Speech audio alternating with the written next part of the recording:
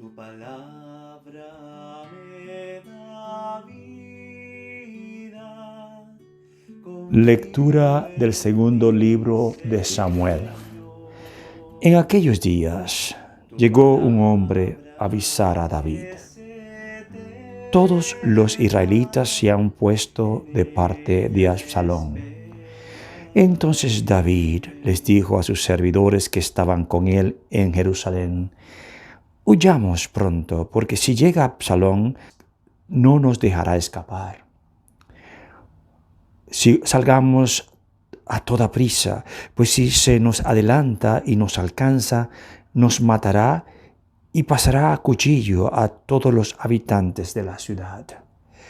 Al subir por el monte de los Olivos, David iba llorando, con la cabeza cubierta y los pies descalzos.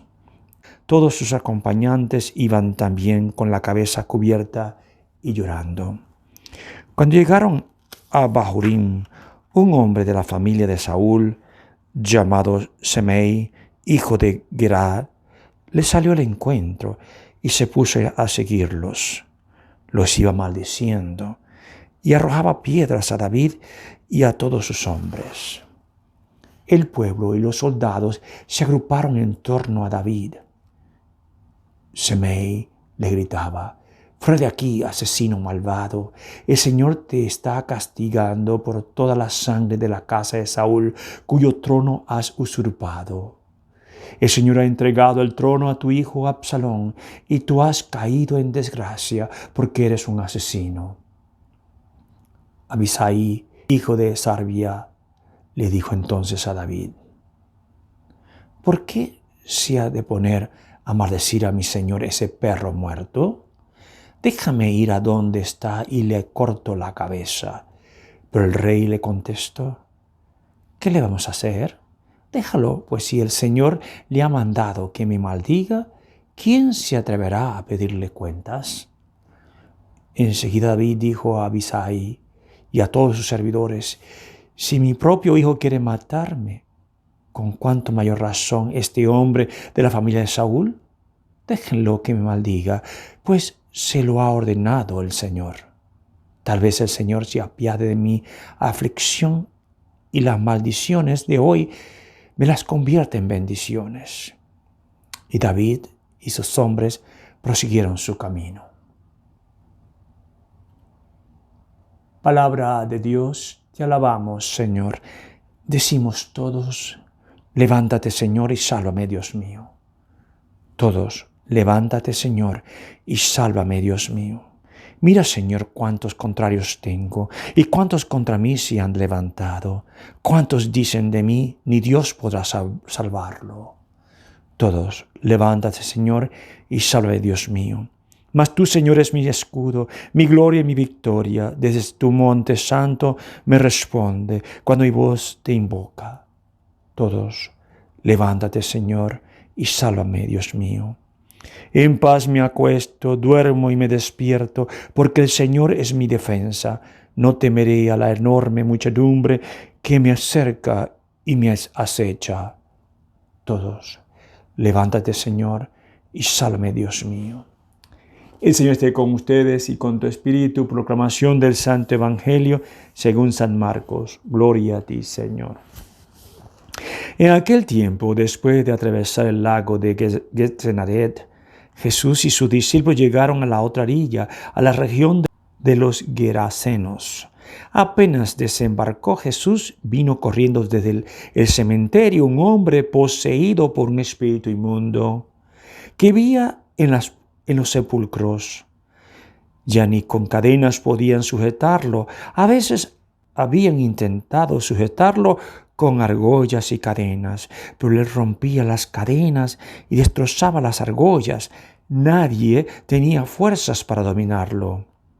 Se pasaba días y noches en los sepulcros o en el monte, gritando y golpeándose con piedras. Cuando aquel hombre vio de lejos a Jesús, se echó a correr, vino a postrarse ante él y gritó a voz en cuello: «¿Qué quieres tú conmigo, Jesús, Hijo de Dios Altísimo? Te ruego por Dios que no me atormentes». Dijo esto porque Jesús le había mandado al espíritu inmundo que salía de aquel hombre. Entonces le preguntó Jesús, ¿cómo te llamas? Respondió, me llamo Legión, porque somos muchos.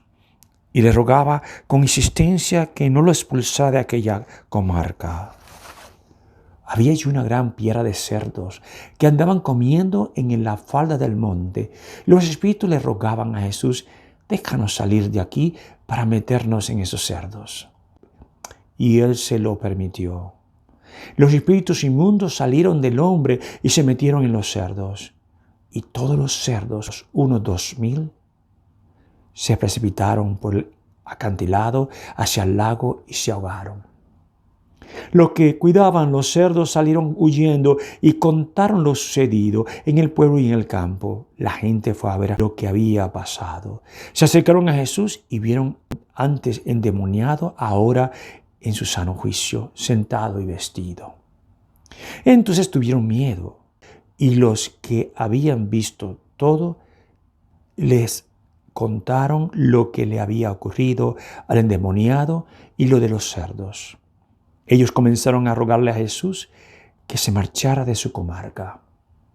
Mientras Jesús se embarcaba, el endemoniado le suplicaba que lo admitiera en su compañía, pero él no se lo permitió y le dijo, vete a tu casa a vivir con tu familia y cuéntales lo misericordioso que ha sido el Señor contigo. Aquel hombre se alejó de ahí y se puso a proclamar por la región de Decápolis lo que Jesús había hecho por él, y todos los que lo oían se admiraban. Palabra del Señor. Gloria a ti, Señor Jesús. La primera lectura sigue para mí como una película. Una película. Yo no sé cuántos de ustedes me han seguido en estas misas y han escuchado al rey David. Pero ahí están las misas grabadas. Pero ha sido hermoso este caminar con David. Y cada vez me doy cuenta por qué todavía hoy se nombra David. Y todavía hoy tenemos a Israel con la bandera, con la estrella de David. Hoy tenemos un episodio que también llama la atención, pero también me pongo a pensar en nuestras vidas. Cuando uno tiene muchos problemas, ¿no? Que parece ser que no hubiera la luz en el fondo del túnel, como dice. Hoy tiene David dos problemas grandísimos. Uno, un agitador de la tribu de Benjamín, porque usualmente en aquel tiempo se decía, ¿no? El hijo del rey era el que tomaba la posesión del papá cuando se muriera. Aquí no pasó así. Aquí Saúl fue desechado por Dios y fue ungido David.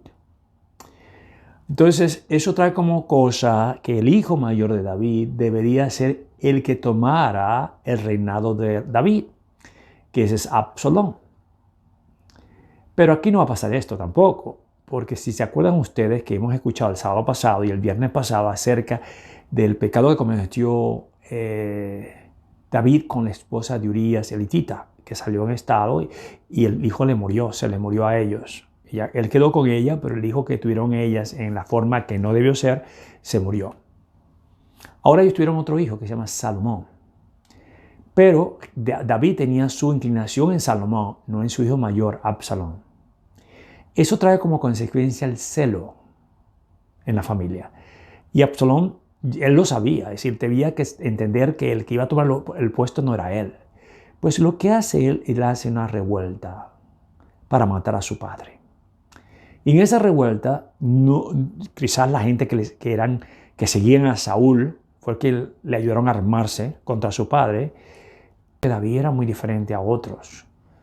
Cuando lo escogieron a él ungieron como rey, ni lo tomaron en cuenta. El papá ni lo tomó en cuenta, pues estaba pastoreando las ovejas. Era el menor. Luego entonces viene él y pudo matar a Saúl y no lo mató, porque no iba a tocar el ungido del Señor. Cuando trajo la arca, bailaba y danzaba, que no debió ser así. Un rey debe ser respetuoso y sus ropas tampoco eran muy interesantes, es decir, muy buenas para ponérselas una ocasión como esa. Ahora tenemos otra vez a David, el cual es agraviado con insultos y él lo que dice es déjalo que hable. Quizás El Señor está mandando a Él que me diga eso por todo lo que yo he hecho. Y quizás lo que me está diciendo Él sea para mí una bendición después. Fíjese el corazón de este hombre. Yo a veces pienso que nosotros, y eso lo digo de parte mía, que cuando nos hagan la vida imposible, pidamos a Dios por las cosas que hemos hecho, que hemos ofendido a Dios. Esas cosas que hemos ofendido a Dios, quizás no vimos nosotros el desenlace mal contra nosotros. Pero cuando algo nos salga mal a nosotros, debimos ofrecer por esas cosas que hemos hecho malas. David se puso a pensar que él también ha hecho cosas malas y que cualquier cosa que le pasara, la elevaba a Dios para que se convirtieran en bendiciones. Es decir, como digo otra cosa, yo no paso del asombro de David.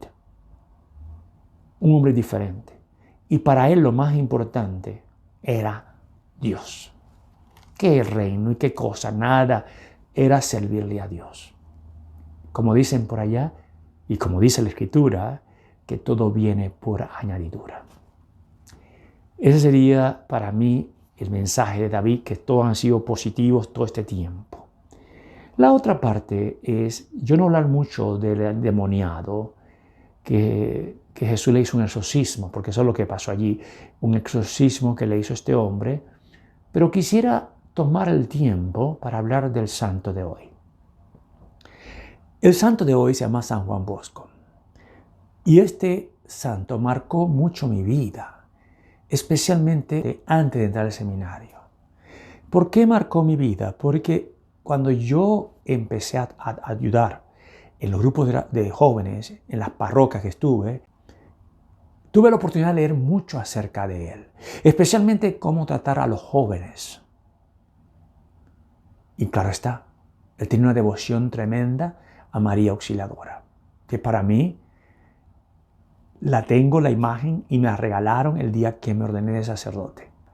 Y San Juan Bosco para mí fue, cuando estaba en las parroquias, los grupos de jóvenes que teníamos eran todos bajo la vocación de San Juan Bosco.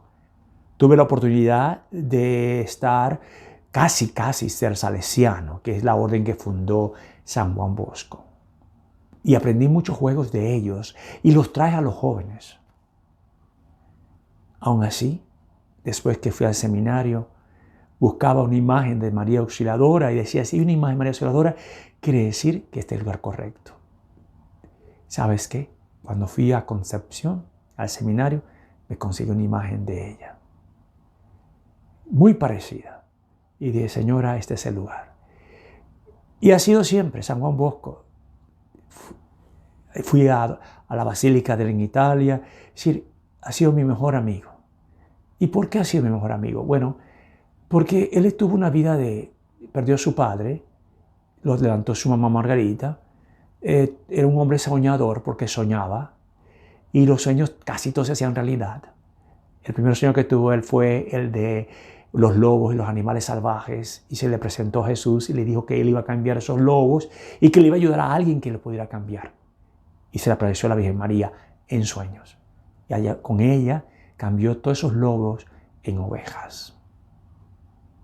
Ese fue el primer sueño que tuvo, y muchos decían que iba a ser pastor de ovejas. Mamá, creo que la única que la atinó fue su mamá, que le dijo que quizás iba a ser sacerdote. Fue muy pobre, fue ayudado por unos padres a estudiar. Se inclinó por ayudar a los jóvenes en Italia. Tuvo muchos problemas en Italia porque pensaban que lo que hacía era esclavizar a los jóvenes. Y sin embargo, empezó la congregación de los salesianos, y de esos jóvenes salieron sacerdotes y se expandió por todo el mundo. Juan Bosco fue un hombre de jóvenes. Aun cuando estaba ya mayor, era como un joven. Decía que siempre estaba contento, que nunca estaba triste, que cuando tenía un problema parecía que tuviera más sonrisa que cuando no tuviera problemas. Tenía realmente, le decía a los jóvenes que para alejar a Satanás la comunión, la confesión y el rosario. Entonces pidamos, Señor, hoy a San Juan Bosco por todos los jóvenes. Pidamos al Señor que nos ayude a seguir a nuestro Jesús que nos ama, y que le pidamos la intersección de María Auxiliadora. En ella espera.